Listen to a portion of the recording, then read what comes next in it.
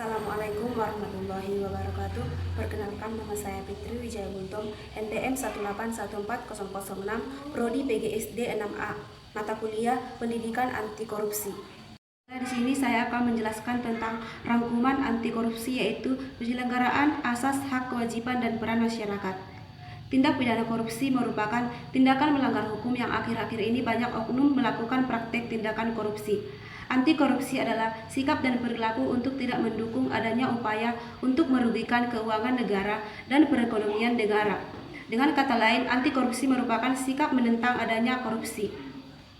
Instrumen-instrumen dari anti korupsi yang pertama yaitu penyelenggaraan. Penyelenggaraan negara dalam arti luas meliputi bidang eksekutif, legislatif, dan yudikatif. Adapun pengertian dalam arti sempit adalah pemerintahan atau eksekutif.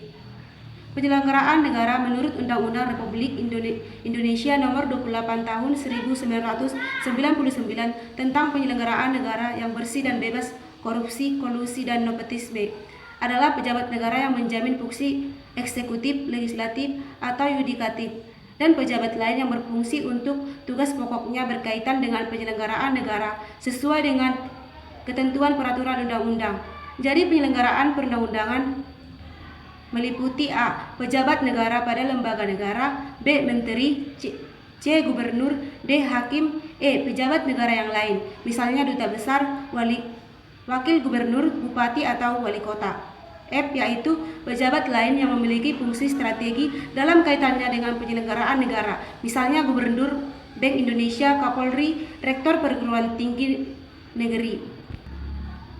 B. Yaitu asas-asas. Asas-asas umum pemerintahan yang baik berdasarkan Undang-Undang Nomor 9 Tahun 2004 tentang perubahan atas Undang-Undang Nomor 5 Tahun 1986 tentang PTUN, di mana dalam penjelasannya disebutkan yang dimaksud dengan asas-asas umum pemerintahan yang baik adalah meliputi atas kepastian hukum, tertib penyelenggaraan negara, keterbukaan, proporsionalitas, profesionalitas, dan akuntabilitas sebagai dimaksud dalam Undang-Undang Nomor 28 Tahun 1999 tentang penyelenggaraan negara yang bersih dan bebas dari korupsi, kolusi, dan nepotisme. Dalam Undang-Undang Nomor 32 Tahun 2004 tentang pemerintah daerah, asas-asas umum pemerintahan yang baik tersebut dijadikan asas dalam penyelenggaraan pemerintah daerah sebagaimana tercantum dalam pasal 20 ayat 1 yang berbunyi penyelenggaraan pemerintah berpedoman pada asas umum penyelenggaraan negara yang terdiri atas asas kepastian hukum, asas tertib penyelenggaraan negara, asas kepentingan umum, asas keterbukaan, asas proporsionalitas, asas profesionalitas. Undang-Undang Nomor 32 Tahun 2004 menyebutkan bahwa kepala daerah dan DPR dibantu oleh perangkat daerah menyelenggarakan pemerintah daerah berpedoman pada asas yang penyelenggaraan pemerintahan negara terdiri atas A. Atas kepentingan umum, yaitu asas yang mendahulukan kesejahteraan umum dengan cara aspiratif, akomodatif, dan selektif. B. Yaitu asas keterbukaan, yaitu asas yang membuka diri terhadap hak masyarakat untuk memperoleh informasi yang benar, jujur, dan tidak diskriminatif dengan memperhatikan perlindungan atas hak asasi pribadi, golongan, dan rahasia negara. D. Yaitu asas tertib penyelenggaraan negara, yaitu asas yang menjadi landasan keteraturan, keserasian, dan keseimbangan dalam pengendalian penyelenggaraan negara. E. Yaitu asas profesionalitas, yaitu asas yang mengutamakan keahlian yang berlandaskan kode etik dan ketentuan peraturan perundang-undangan yang berlaku. F. Asas proporsionalitas, yaitu asas yang mengutamakan keseimbangan antara hak dan kewajiban penyelenggaraan negara. G. Yaitu akuntabilitas, yaitu asas yang menentukan bahwa setiap kegiatan dan hasil akhir dari kegiatan penyelenggaraan negara harus dapat dipertanggungjawabkan kepada rakyat sebagai pemegang kedaulatan tertinggi negara sesuai dengan ketentuan peraturan perundang-undangan yang berlaku. C. Yaitu hak atau kewajiban. Menurut Profesor Dr. Notonagoro, hak adalah kuasa untuk menerima atau melakukan sesuatu yang semestinya diterima atau dilakukan melalui oleh pihak tertentu dan tidak dapat oleh pihak lain, manapun juga yang pada prinsipnya dapat dituntut secara paksa olehnya.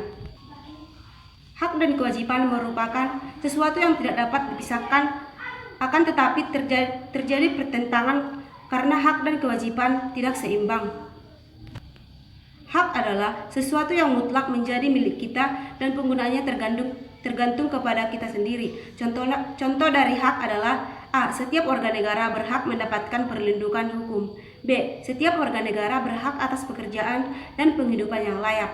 C. Setiap warga negara memiliki kedudukan yang sama di mata hukum dan di dalam pemerintahan. D. Setiap warga negara bebas untuk memilih, memeluk dan menjalankan agama dan kepercayaan masing-masing yang dipercayainya. E. Yaitu setiap warga negara berhak memperoleh pendidikan dan pengajaran. F. Yaitu setiap warga negara berhak mempertahankan wilayah Negara Kesatuan Indonesia atau NKRI dari serangan musuh. G. Yaitu setiap warga negara memiliki hak sama dalam kemerdekaan berserikat, berkumpul, mengeluarkan pendapat secara lisan dan tertulis sesuai dengan undang-undang yang berlaku. Kewajiban adalah sesuatu yang dilakukan dengan tanggung jawab. Contoh dari kewajiban adalah: A. Setiap warga negara memiliki kewajiban untuk berperan serta dalam membela mempertahankan kedaulatan negara Indonesia dari serangan musuh. B. Setiap warga negara wajib membayar pajak dan retribusi yang telah ditetapkan oleh pemerintah pusat dan pemerintah daerah atau Pemda. C. Setiap warga negara wajib menaati serta menjunjung tinggi dasar negara, hukum dan pemerintahan tanpa terkecuali, serta dijalankan dengan sebaik-baiknya. D. Setiap warga negara berkewajiban taat, tunduk dan patuh terhadap segala hukum yang berlaku di wilayah Indonesia. E. Setiap warga negara wajib turut serta dalam membangun bangsa agar bangsa kita bisa berkembang dan maju ke arah yang lebih baik. Sebagaimana yang telah diatur oleh Undang-Undang 1945, maka kita harus melaksanakan hak dan kewajiban kita sebagai warga negara dan yang dengan tertib yang meliputi: 1. Hak dan kewajiban dalam bidang politik. 2. Hak dan kewajiban dalam bidang sosial budaya. 3. Hak dan kewajiban dalam bidang hankam. Dan 4. Hak dan kewajiban dalam bidang ekonomi. D. Peran dan kewajiban dalam bidang ekonomi. 4. Peran masyarakat dalam pemberantasan korupsi. Terwujudnya masyarakat yang adil dan makmur adalah cita-cita yang diinginkan oleh masyarakat. Masyarakat yang adil adalah masyarakat yang menjunjung tinggi nilai hukum, artinya melaksanakan aturan hukum yang berlaku. Masyarakat yang makmur adalah masyarakat yang dapat mencakupi atau memenuhi kebutuhan hidupnya secara layak dan wajar. Upaya-upaya pemberantasan korupsi berlangsung hingga sekarang ini, yaitu: 1. Pengawasan oleh lembaga masyarakat. 2. Lembaga pegawai seperti DPR, DPRD, BPK, BPKP, dan Bawasda. 3. Lembaga pengawas independen seperti KPK. 4. Lembaga penegak hukum seperti kepolisian, kejaksaan, dan pengadilan.